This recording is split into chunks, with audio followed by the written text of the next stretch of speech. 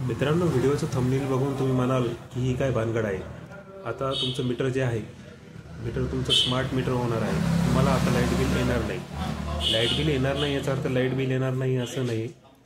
तुम्हाला जे तुम्ही जसं मोबाईलमध्ये रिचार्ज करता त्याप्रमाणे तुम्हाला तुमचे मीटरचंही रिचार्ज इथून पुढे करावं लागणार आहे। जुने जे मीटर आहे ते काढण्यास सुरुवात झालेली आहे। इथून पुढे जे आपले मीटर आहे ते स्मार्ट मीटर होणार आहेत आणि त्याची कालपासून अंमलबजावणी झाली आहे आणि मीटरही काही ठिकाणी काढण्यास सुरुवात झाली आहे।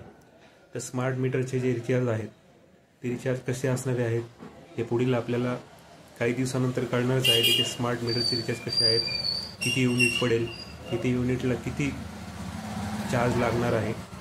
आणि स्मार्ट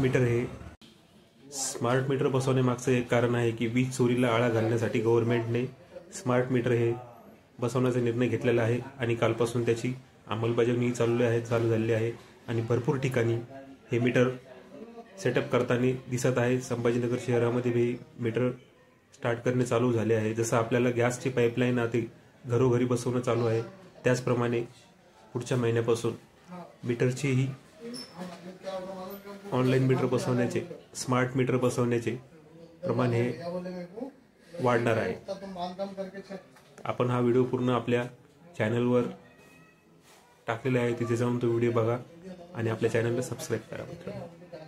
अशीच नवीन माहिती आपल्या चॅनलला भेटत राहते।